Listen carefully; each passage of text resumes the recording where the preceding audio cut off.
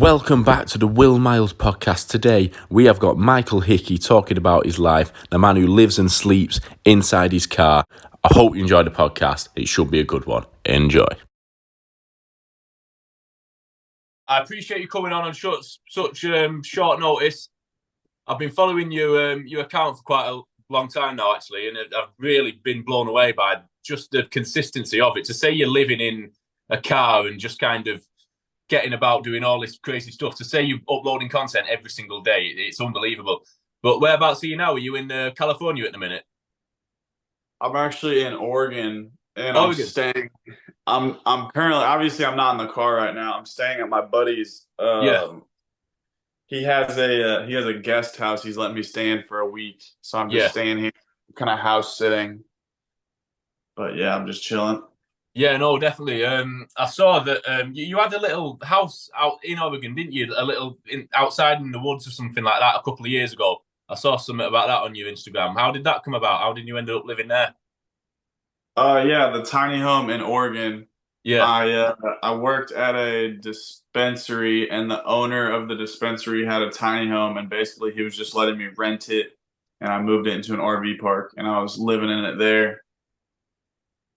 Yeah, no, it looks interesting, to be fair. It looks like you really are living a pretty interesting life at the moment. But how did it all start? Where did it all begin? Where did you get this kind of drive to just live such an unordinary life and just go out and do these crazy things? Um, I'd say from like realizing at a young age that I don't know, I would just see like 14 years old, I would see my parents like working and like still living paycheck to paycheck and just Yeah, like not being happy in their like day to day, lives, like just working a job that yeah, they didn't want to do. And I always thought like, okay, I don't want to do that. I want to be my own boss. I want to do, make my own plans. I want to do whatever I want to do. Um, and then eventually I was going through some stuff and I got an opportunity to leave my home state of Indiana and go to Oregon, get like a yeah, fresh start, and then yeah, work at the dispensary, live at the tiny home. So I did that, and that was like my first taste of like traveling, like out, like solo traveling. And I yeah, was instantly hooked, and I was just like, "Yep, I wanna like travel as much as I can, and figure out how I can make money while traveling." And I've always wanted to do content ever since I was a kid. I've always wanted to be a YouTuber. That's like the only appealing job that's ever been like, yeah, you yeah, see something like, okay, I want to do that. And I made videos ever since I was a kid. Like me and my brothers used to like recreate like Die Hard, like we'd recreate movies. Whenever I was like just really young. So I was always fascinated with videos. And yeah, actually, when I moved into that tiny home and was working at the dispensary in Oregon, I started making videos about the tiny home, and one of them just like popped off, and I got a bunch of like 10,000 followers overnight. And I was like, okay, like if I take this serious, I can start making money from like social media. I won't have to work a job, and I'll be able to just like travel and do basically whatever I want. And then potentially I can continue growing this like social media business, because I look at all my accounts as like a business. Like yeah, yeah, it's a business at the end of the day. Like it's producing money, it's producing income, it's an advertising, it's a marketing. But I was like, if I can continue to grow this channel, like you see all these YouTubers that are like millionaires and they're making yeah, buku bucks. And it's like, yeah, that's obviously like the top 1% of content creators. Majority yeah, of content creators are really not making that much money.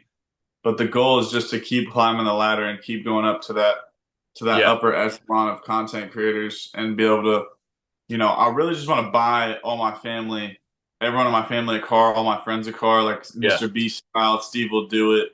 yeah, yeah, um, be able to. I don't really want money for myself. I mean, I do at the end of the day, like want a nice house, yeah, not necessarily a nice house, but just a house, couple properties that I can, rent out.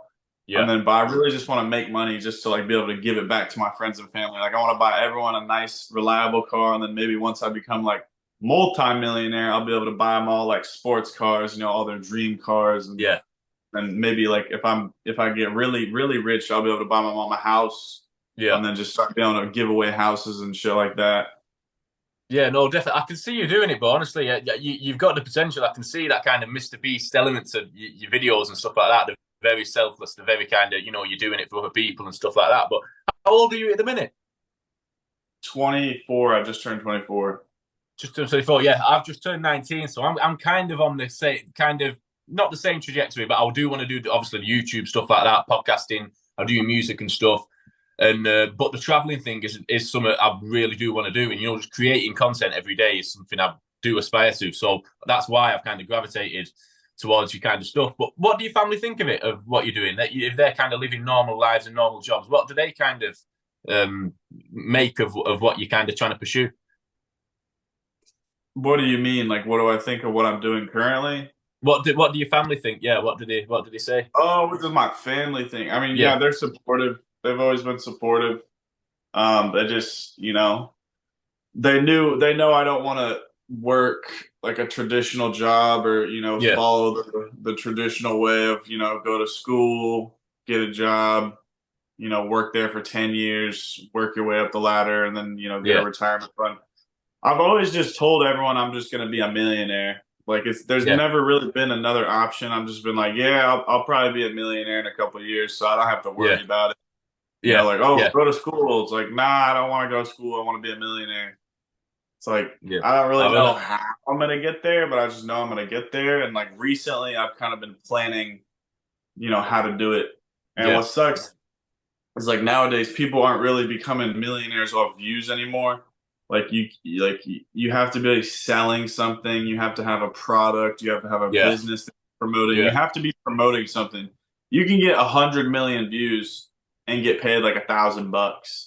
But if you have 100 million views promoting a product, yeah, 1% of that is going to turn into sales. So you're getting 100,000 sales. And if you're selling a T-shirt for $10 times yeah, 100,000, that's yeah. $1 million. I know.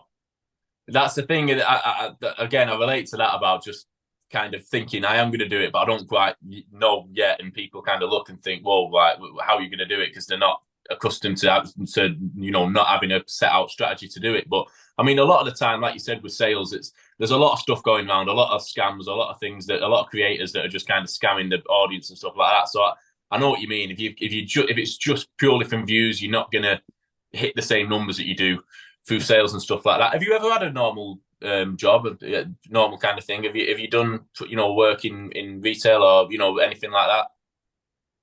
Yeah, my first job was a service job. I was serving, and I've worked basically every job you can think of. Like worked in fast food, worked in the kitchen, worked in warehouses, loading trailers, stocking shelves, picking orders, anything that you can think of in a warehouse.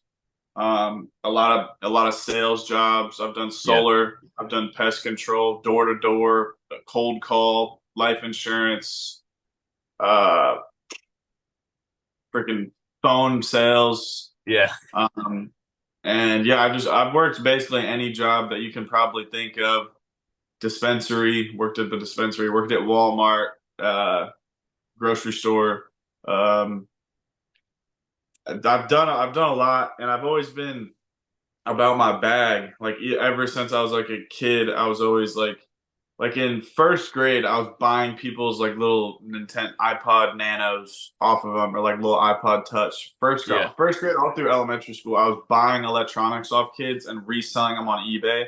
And I wasn't yeah, old enough to have my own PayPal because that's you connect your PayPal to your eBay. So I was using my brother's PayPal, and I was making like 500-600 bucks a week just like yeah, flipping stuff. yeah, Um, yeah, and yeah, I made like a couple $1,000 before I was even like 12 years old, just like buying. So I would go to garage sales too. There was like twice a year we'd have garage sales in my neighborhood. But yeah, I was really fascinated with money. I was the kid that was selling like suckers in like middle school. I'd come yeah, to school with candy and I'm like selling candy. I had sodas in my locker. I would sell sodas for like 50 cents a pop and like yeah, I was always fascinated with like earning money and making money. Because my freaking mom would always tell me how much money we don't have. Like I'd always yeah, be like, I would always know the finances of like what was going on in my house. I don't know if it's a good thing or a bad thing, but I mean, I would always know like, okay, we have like just enough to pay rent, and then after we pay rent, there's no money for like extra games. You're not Yeah, going to get yeah, any cereal. You're not getting a bag of Doritos because we don't have money because we need to pay rent. yeah, And it was yeah, just like, okay, maybe that drive drove me to like, focus on getting money more. I don't yeah. know. Yeah, no, you know what? I'm related to you more and more as we do this podcast because I was that same kid that was selling sweets, selling chocolate bars, selling drinks and all kinds of stuff like that. So yeah, I do understand that drive to make money. What's your when it comes back to living on the road and I've watched your kind of clips and your reels and TikToks and stuff where you kind of explaining what goes through the day. What how do you feel about genuinely living on the road? Because I know there's a lot more to it than just what you see on camera. But how do you feel compared to what you've kind of done in the past? What is your favorite thing and also your least favorite thing about living on the road? Um, well, living on the road does allow a lot of freedom, mental, physical, whatever. You have a lot of freedom to basically do whatever you want. But I think at a certain point, too much freedom, it can almost get overwhelming depending on your mindset. It's all about the mindset. Like some people live in their car and they're like, I have to live in my car. I can't pay rent. I'm living in my car to buy a house. So they have like this, like, I hate living in my car mentality. And then there's other people that are like, oh, I'm going to travel the world and live in a van. And it's like, if you compare the two, it's the exact same thing. One person's just living in their car, working at, 9 to 5 and hating their life. And then the other person is just choosing to have a positive outlook and live in their car and like drive around and make money in different cities and experience the US. Like it's the same thing, just two different mindsets. But for me, I love it. It's like I love it, but I'm almost getting to a point where I'm a little bit burnt out on it because I've been on the road for 5.5 months now, coming up on 6 months, living in the car consistently. Before that, I was going on 2 3 month road trips. So like I've been traveling for over a year, but like consistently in the car for 5 months now. This is my first time being in a bed in like 5 months. So this is going to be a good like mental reset for me. Maybe I can, because I was going to drive to Alaska, but I was just thinking in my head, like, oh my God, a 48-hour drive from the US to Alaska, that's going to be draining. And I kind of was just like, it gets to the point where it's also with the content too. Like, sometimes it's like, I don't know if I'm going out into nature to enjoy the nature and to connect with nature, or if I'm going out there to film it for a clip. Yeah, Like sometimes the lines get blurred because I'm very business oriented. So it's like if I'm gonna go to a national park, I'm gonna go there A to film a video, B because I want to and enjoy it. So it's yeah, like I'm not leading with I'm not leading with the okay, I want to enjoy this. I'm more leading like okay, let's get these clip. Let's make sure we get some good angles. Let's make sure we get a good shot. yeah, We got to think of a video idea while we're here. While we're here, what are we going to do? If we're in the redwoods, what are we 24 hours in the redwoods? Are we going to do top three views to see in the redwoods? Or are we going to do like a bucket list video where it's like, this is your bucket list. If you go to the redwoods, first you want to see, Scout Trail. Then you want to go here. Then you want to go here.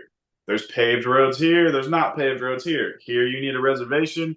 So it's just like I'm always in like business mode, and sometimes I just need to shut off the brain and just like chill out. But I get pissed off at myself if I do that. Like if I try to take like a rest day, I'm just like, why do I need a rest day? Like I get 8 hours of sleep every night. Like that should be enough rest in yeah, order to wake up and start grinding again. yeah, But I don't know. To answer your question, I enjoy living in the car, but I also enjoy having a permanent space to stay. Like I really enjoy having my own space and having a routine. And it's kind yeah, of hard to have a routine when you're living in a car on the road constantly moving different environments. It's nice to be refreshed and see a new environment every once in a while, see some new, landscapes. yeah, But it's also nice, on the other hand, to have a daily routine that you can stick to and rely on. And it helps me almost be more productive knowing that, okay, I can wake up and I can make breakfast. Eggs are going to be in the cooler. I can make the eggs. Boom, I can get a shower. I can go to the gym. I can do all this within an hour or so, and then Yeah. start editing. And then, I would have a much more productive routine if I was living in a house versus in the car. But that's an excuse at the end of the day. Like, you just got to grind harder and make it work. But it would be easier in a house. But I love it. It's a love-hate relationship. I don't know. I'm just rambling at this point. No, no, I totally relate to it. I understand. I feel like a lot of people who have that drive to do well and that drive to, they can't switch off. You can't take a rest day. You can't kind of, and again, anyone realistically knows they should do that and do it, and take a bit of time off. But it's intangible because there's that drive in the back of your mind that just wants to continue pushing and continue just. So I really do, I do get that. Um, but yeah, what else? I saw you lost your keys as well. How did that how did that play out? You had to you were stuck outside your car. Well, how did that come about? Yeah, that's happened like 10 times. I don't like to admit, but I don't know. I'll get too caught up in filming or just focusing on something else. And every time I get out of my car, I lock it just for like, it's just muscle memory. Like, as soon as I step out of my car, I hit the lock and then I close the door. And it's happened a lot of times where the keys they'll fall out of my pocket and they'll be sitting in my seat. And I'll get out of the car and hit lock, close the door, and then I'm locked out of the car. No keys are locked inside the car. Um, and then, yeah, I either have to call roadside assistance and have them come pop my door open, which is a necessity to have on the road, is some sort of roadside assistance, AAA, whatever you got. But recently, my insurance company canceled on me because I used the roadside assistance like 10 times within like 2 months. So they canceled my policy. So I was without car insurance for like a month and a half, and I didn't even realize Really? Yeah, until I locked my keys in my car and I tried to call the roadside assistance, and they were like, "No, we can't come. Like, you yeah, don't have a policy with us anymore." So I walked to the mall nearby and I got a wire hanger and I kind of just shoved the wire hanger in there. And there was a dude working at the mall that I had been like talking to the past couple of like days. And he was like, "Yeah, bro, like I'll come help you. I'll come help you, break into your car essentially." And we're sitting there like breaking into the car. And he's like, I'm from Atlanta. I used to do this all the time. And I'm just like, okay, brother, okay. And it was a funny situation, and thank God that dude was there because he helped me basically get into my car. And then yeah, I basically broke into my own car, and other than that, it's just roadside assistance. But I hate locking my keys out of my car, bro. It's so annoying. yeah. I saw that.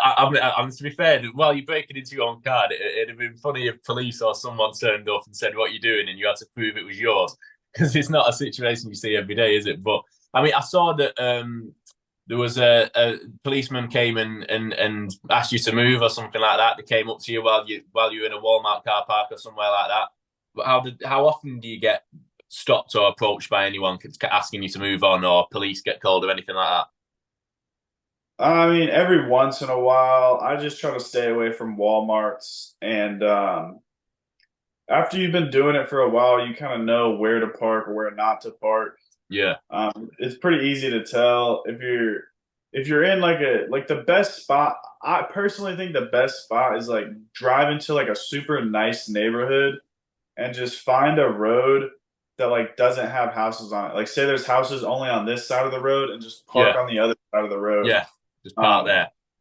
yeah, or there's tons of apps. Like, I use iOverlander to find spots to sleep. It'll tell you like, oh, this spot's good, this spot's not good, and people leave reviews so you can see like there's like updates, like an update every other day on the spot. Like, oh yeah, last night it was loud here. Like, there's a lot of homeless people here. Like, oh, over here's good. It's safe. It was Yeah, quiet. They'll leave reviews, and it's called iOverlander. But there's a couple spots like Cracker Barrel. Any Cracker Barrel in the U.S. they'll let you sleep overnight. Tractor Supply. they will always let you sleep overnight. Bass Pro Shop, they will always let you sleep overnight. There's just a couple stores that just like allow overnight parking. Yeah. It seems a lot more organized like that over in the States. I mean, I'm from the UK, I'm from near Manchester. I can't imagine, I just can't imagine Tesco, for example, saying park in our car park or, you know, like one of the big superstores in the UK. It's like there's not much. It seems like in America, there's a lot of kind of community things and kind of things are a lot more organized. You do get people sleeping in cars, but it's all kind of like unregimented and you know like police turning up and getting rid of them and stuff like that. There's no way you can actually stay. But it seems like, I mean, do you ever get recognised by anyone who's seen your videos and stuff like that? You're starting to get recognition because you've got quite a few followers now. So do you ever get approached, asked for selfies and stuff like that? I've got asked for pictures by like two people, but yeah, I've been recognized like a handful of times, maybe like 10 or 15 times. But nothing too crazy. One time, I like at a mall, I was just walking around. This dude's like, "Are you Michael Hickey?" And I'm like, "Yeah." Like, awesome.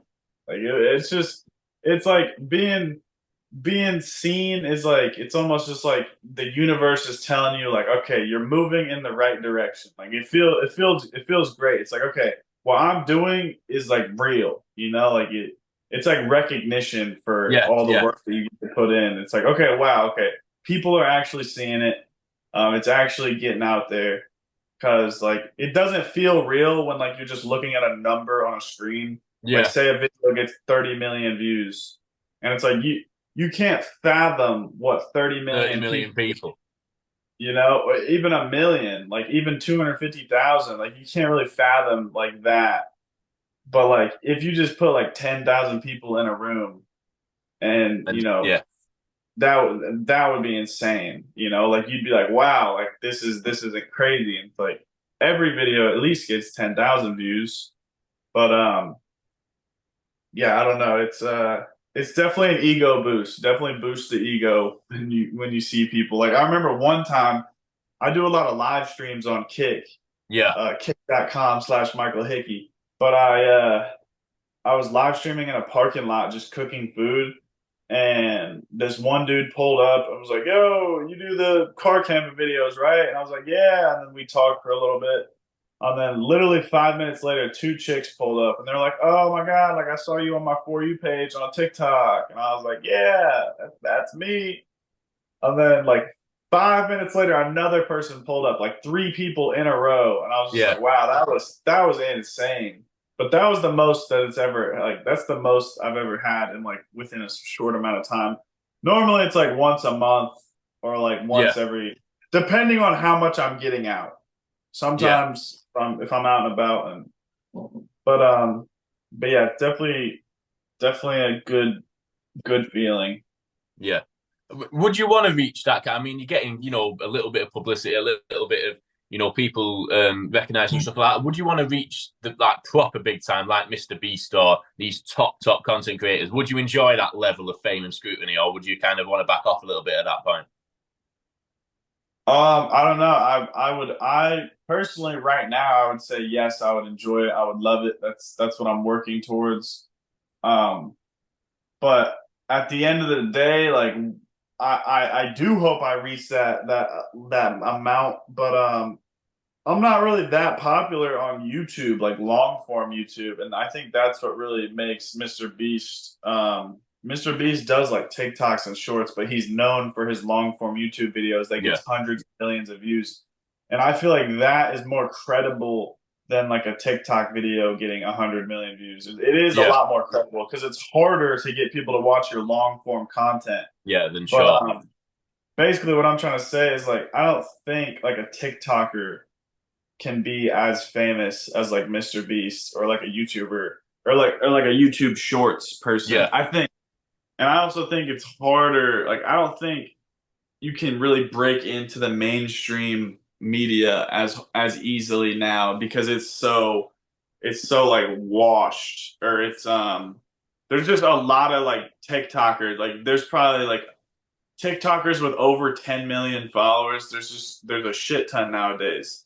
And it's yeah, like there's so many and so many YouTubers and so many, Instagrammers, with 10 million followers, people on Facebook, people on Snapchat that have 10 million followers. You've Yeah, never heard of them. yeah, There's so many people that you'll never hear of, and they're just in their own little niche.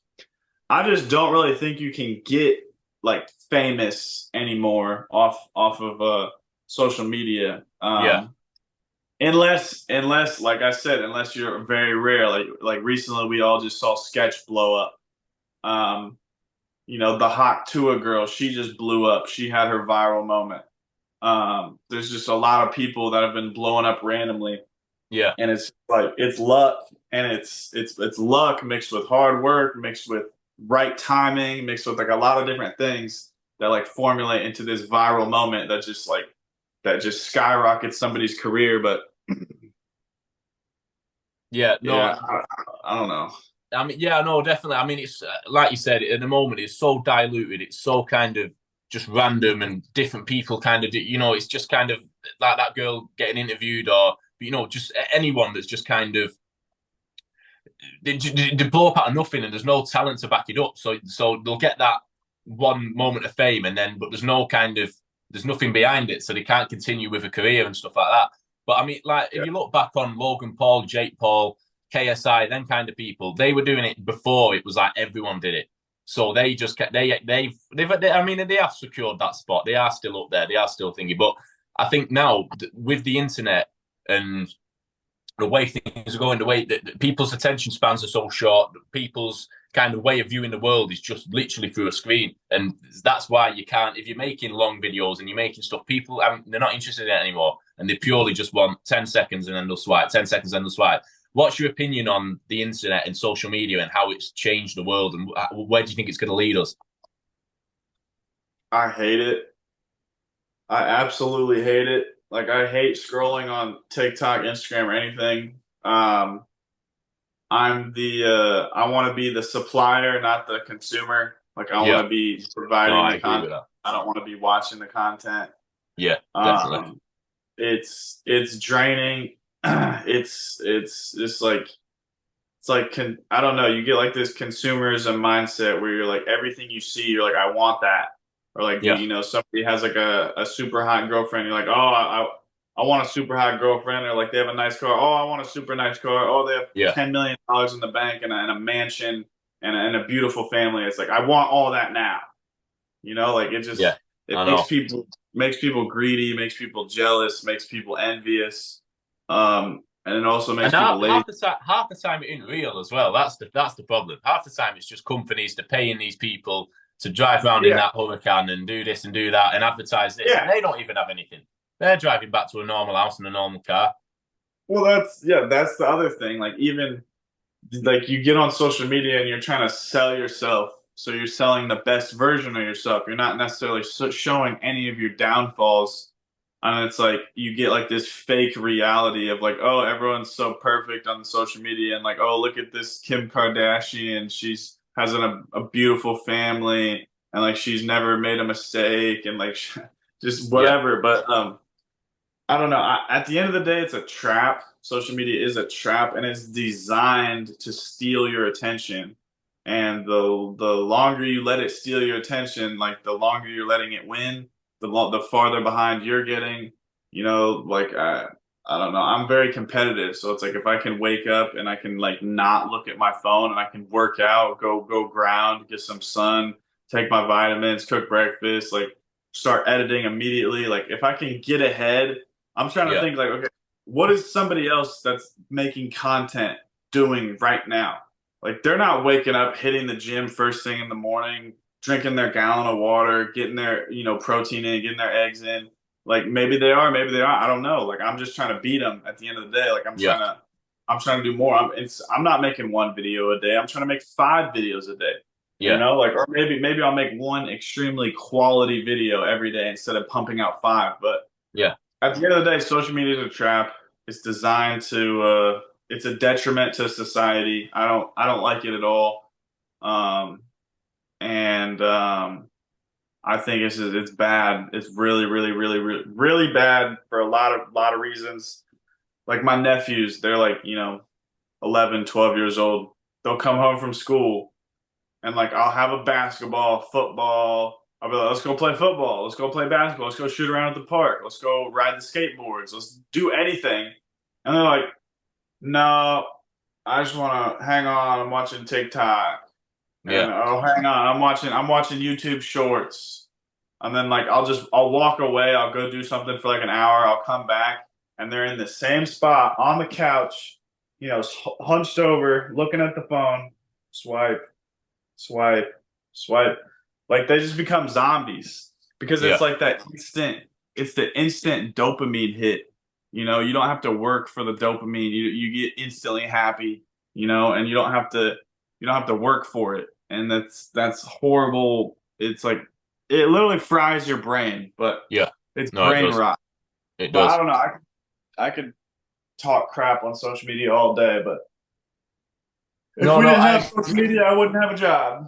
no, I know. I mean, it's brilliant. Like I said, if you can be a consumer, sorry, if you can be a producer of content and create content, and instead of just consuming it, it can work. But like you said, it just fries your brain. It's just kind of like you said about I see people I know, but my friends, whatever, they're just scrolling, scrolling, scrolling, scrolling, and I look and I'm like, what are you gaining from this? What are you kind of? But everyone's just so fixated and so, and I think as well, I see the world and I think everyone's just becoming a clone. Everyone's coming the exact same person. Every girl's doing the same TikTok dances. Every single guy's got the same haircut. Every single thing, and the more you kind of veer away from that and try and do something different, the more different you become. And then, people don't want to, you're not cool anymore for working hard and doing well. Do you feel like that? Do you feel like people almost look down on you for trying to make something out of yourself and not just succumbing to what they want you to do, which is just sit around and scroll and play video games? Yeah, I mean, yeah, sure. There's people that are like, "Oh, he lives in a car," like, "Oh, why don't you go get a job?" Tons of hate in the comments always, and just tons of people that just want to see me fail, and that's just motivation at the end of the day. People in my family like support me. Don't get me wrong, but like they don't really understand. Yeah, Like they're like, oh, he's kind of just doing this little social media thing. He's yeah, just making videos. Like they don't understand that this could be a generational wealth thing. yeah, Like this can put millions of dollars behind our family name. Like this type of if you get to a certain point and you're making a certain amount of money, like you can really turn that into generational wealth for yeah. years to come, Um, but I don't know. A lot of people, a lot of people just don't understand, and maybe they wouldn't go to the lengths that I would go. Like I was at a point in my life where I was like, I want to make content, but I was sitting in my bed at home, just like scrolling and just being a consumer, and I was just like, I need to stop this. I was eating junk food. I was smoking, nicotine, drinking. And I was like, I'm just going to stop everything and go live in my car and just force myself to be in an uncomfortable environment so that I grind to get myself out of the uncomfortable environment and back into the comfortable environment. And then at that point, I will actually value and be appreciative for the bed I have, for the house I have, for the life that I've given myself. Because if you're just sleeping in a comfortable bed and this and that, then it's not, you don't really value it as much as if No, you literally grinded. You have to be in the dark to appreciate the light. And I think that I think that a lot of people are just they're just like you said, drones, but what's the word I'm looking for? Like docile, I don't know. They're complacent. Like they're happy where they're not happy, yeah, but like they're yeah, like happy, not happy where they're at, but like I don't know. yeah. Like If a you lot went of to people the, don't have drive. They Yeah, don't want. it's They don't drive. Yeah, want. definitely, it's drive and complacency. And it all just kind of blends into one. But if you went up to the average person and said, "Do you want a Ferrari? Do you want a big house? Do you want this? Do you want that? Do you want that?" They'd say, "Yeah." But once you say, "Right, this is da da da," and you've got to do this, they're never going to do it. They're never going to Yeah, get out of bed every single morning. And I think that's something you can either teach or you can't teach. You've either got it or you haven't got it. You're either going to absolutely go for it or not. And yeah, But you know, I mean, it's one of them, innit? I think, I mean, I'm the same. I relate to when you said about getting comfortable because when I've stayed in hostels in Europe and stuff like that, and you're like in a single bed and there's people snoring and whatever, then you get back to your own room and your own bed at home and you think, wow, like I'm in luxury here, and you do start to appreciate it. But what would you say to anyone who's going to start traveling, who's going to do what you're doing, or maybe not even, you know, as extreme as what you're doing, living in your car, but what would you say to someone who's going to get out there and just change their life around and just try and travel and get out of the rut that they're living in? You don't need as much money as you think you do. You can make money on the road. Uh, I wouldn't plan it too much. If you're nervous to go right now, then just do a short trip. Start with a 2-day trip. Drive 2 hours away from your home city. Go camp in the car. Go camp in the van, the SUV, whatever you got. Go put up a tent, top rooftop tent, whatever. Start small, 2-day trip, and then do a week trip, and then do a 2-week trip, and then do a 3-week trip, and then do a month, and then do a whole tour of the U.S. Work your way up, see if Yeah, you like it, see if you can handle it. Um, and don't worry about the money aspect. Like if you're over 18 years old, you have a car and you have insurance, you can do DoorDash, Uber Eats, Instacart. You can do all those little food delivery apps in yeah, every city that you go visit. And it's like, oh, I want to go to Miami for a month and just live in Miami and live like this Miami lifestyle. Okay, go to Miami and go DoorDash and make $150 a day, make $200 a day, working 8 hours a day. That's that's like 17. That's like $20 an hour, whatever. Um, and then go have fun for like 5 days. Use the $200 to travel, do whatever you want. And that's what people don't understand is like you can make money on the road. Um, but yeah, just do it. Just like send it. Like it's all in your head. Like it's all like, oh, I'm nervous to do this. I'm scared. Where am I going to sleep? Is it going to be safe? Is it going to be this? You know, Obviously you use proper precautions. Don't sleep in like a bad neighborhood and use the app iOverlander to find spots to sleep. You'll be fine. Other than that, just do it. The best way to learn and the best way to build confidence in something is just by doing it over and over again. yeah. So the more you travel, the more used to it you get. The more you travel and live in the car, do whatever type of car camping, van lifing, Yeah, the easier it'll get. yeah, no, definitely. I mean, what's your plan with when you end up buying? Obviously, your main goal with this phase of living in your car is to buy a small home. What is your goal after you get that? What you're gonna do? You're gonna renovate it. You're gonna rent it out as an Airbnb. What's your plans with your house when you eventually make the purchase? Well, I have a lot of exciting plans coming up because, like I said, I'm kind of getting burnt out on like the car camping thing, and I want to keep making this style of content. But yeah, basically, I'm going to build my own tiny home, you know, by myself. I want to learn. I've never built a house, obviously, so I'm gonna build a tiny home by myself and make a series about that. Day one, building tiny home with no experience. Day two, day three, until it's built. And then yeah, I'm gonna turn it into an Airbnb, and I'm gonna live in it for 2 or 3 months and really get it, just to have a break and also to like just get it to where I want it to be, and then I'm going to turn it into an Airbnb and basically repeat the process. But after I complete the build, while I'm living in the tiny home, I'm going to be saving up another, $30,000. I'm going to try to do 30,000 in 3 months and live Yeah, in there, save up to 30,000, and I'm going to buy my mom a car because I want to, that's yeah, like step one, and that's a horrible financial decision. But I might be able to make it work out and have it as a tax write-off, yeah, so I won't have to pay that in taxes. But we'll see. But yeah, I'm gonna yeah. buy No, my mom, definitely. and then after that, I'm gonna buy a van and do a van build or a bus build. Um, and then after I do that, I'm just gonna keep traveling, and then I'm gonna try to like do another Airbnb. I might do if I like the Airbnb, I might do the same thing again, just buy another piece of land, build a tiny home on it, and turn that into an Airbnb as well. Yeah, Or I might just buy a rental property in uh in Indiana or something and yeah, just start buying like houses and turning them into rentals.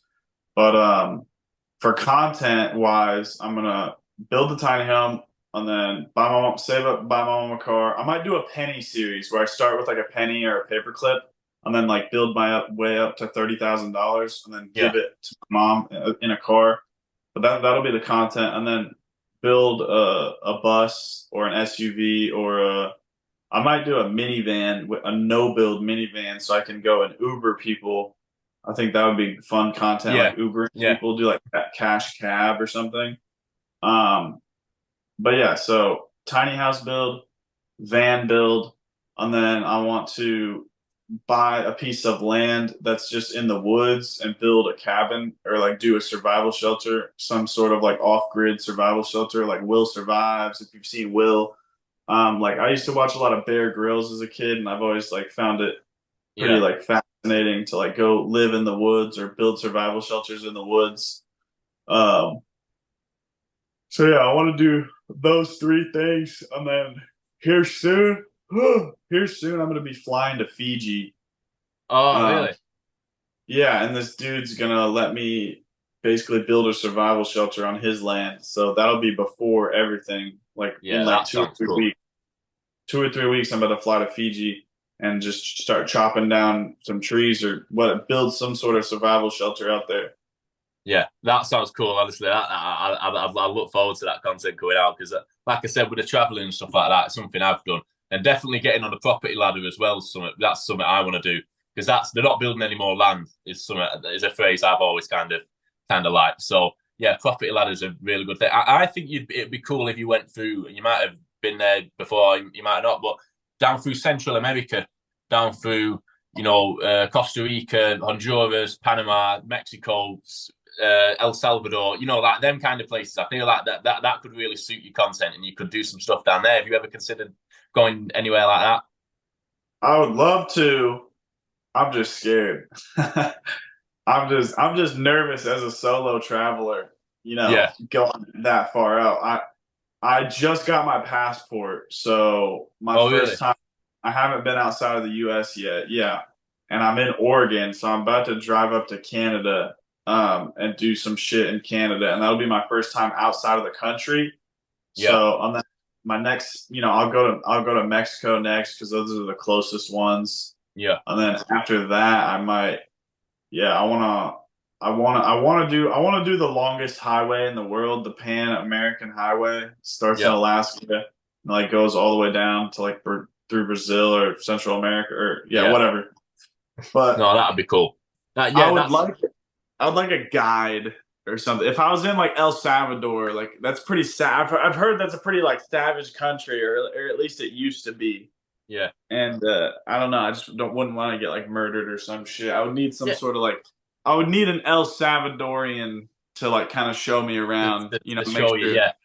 Yeah. Make I sure mean, I'm not being disrespectful I to their haven't land. left Europe. I haven't left Europe yet. I've done a lot of traveling around Europe. I've done a lot of the countries in Europe, but I do want to go to El Salvador, Central America, that kind of, out to Southeast Asia, that kind of place. But like you said, is it dangerous? I don't know. You see all the stories, don't you? But then I see all these travel vloggers and all these people go out, and they all seem all right. You know what I mean? There's a lot of people that go over, so I don't think it's as dangerous as it made out. I've spoken to a few people who've been there, but I don't know really. I mean, going find out for yourselves the only way to do it, I suppose, isn't it? But yeah, no, definitely. I think you should pursue the traveling at some point. I saw you went on a date with a girl you met at a restaurant you were in. How did that come about? Yeah, I've been on a couple. Well, I think you're talking about the Hooters girl. But Yeah, yeah, I yeah, basically went into Hooters to do a hot wing challenge because I was live streaming and they were like 10 subs and go eat the hottest wings. I was eating the ghost pepper wings. So I was like, okay. I ate the wings. I asked the waitress to eat the wing with me because I don't handle spice very well. And she was like, no, I'm good. So I was like, okay, whatever. And then right before I'm about to leave, everyone in the chat's like, get her number, this and that. So I'm like, okay, whatever. So I'm like, hey, you're pretty cute. Whatever. Can I grab your Instagram? I ended up getting the Instagram, and then the next day while I was live, I didn't text her anything. I kind of forgot about it. And then the chat was like, "Oh, text that one girl. Try to go on a date. Text that one girl." So I was like, "Oh shit!" So I called her on Instagram, and I was like, "Hey, I'm still in town. Do you want to get some food and go play some like mini golf or something?" I was like, basically like, "Can I take you out?" And she was just like, "Yeah, sure." Like, I don't have anything going on. And I was like, "All right, pull up." So she pulled up, and we got some sushi, played some mini golf, and had a good time, and I live streamed the whole thing, which was Yeah, like insane. It's so awkward. It's not awkward, but it's just like hard to pull off, a first yeah, date with like a random girl live. Like, online. yeah. But no, No, she was she was beautiful, and I had a good time. but yeah, honestly, if you, I've always thought if you document it and film it like you like with that, for example, or with going out to Fiji, going out to make a house or live in a van, live in a car, even if it doesn't work out as well as you kind of thought it would do, as long as you've documented it and as long as you've kind of made content out of it, you can't really lose. I don't think, and I think that. Nah, you can't. I think going back to the point you made when you said that everyone's just trying to be perfect on social media, everyone's trying to be kind of um, portray this lifestyle that 1% of people have, and even that 1%, you don't see half of it, and there's times where it's not going well and stuff like that. But and I think the content you make when you kind of show the bad side of it, losing your keys, the good side of it, all that kind of thing is that'll propel you to the top, and I could see you going very very far. And honestly I appreciate you doing the interview today, and we'll do another one 100%. But anything else? What would you like? What would you like if people were going to watch this video now? What would you like to say to them, to new people who are just discovering who you are? Drink water, keep grinding, exercise, set goals for yourself, write down a to-do list on how to complete those goals. Just start grinding, bro. Stop being a drone, stop being a baby, stop crying about shit, and just start working towards your goals, working towards success, and get off social media. Don't watch me on Instagram. Don't watch me on TikTok. Grind. I don't know. I don't know what to say to people. Fucking motivate yourself to do better, and motivate others, and drink water. Michael, it's been an honor to have you on. I appreciate it. Good luck for everything. I will be watching all your stuff on Instagram and stuff, even though you told me not to scroll through anything. I'll try not to, but I will keep a lookout. And we'll do another one definitely if you're up for it. Once you've been out to Fiji and once you've got a few more stories, I'd love to have you on again. Yeah. Yeah. Thanks for having me. Thanks for having me. I had fun. No worries. I'll let you know when the podcast's going up. And yeah, I appreciate it a lot, man. Sounds good, brother. Cheers, bro. Appreciate it, man.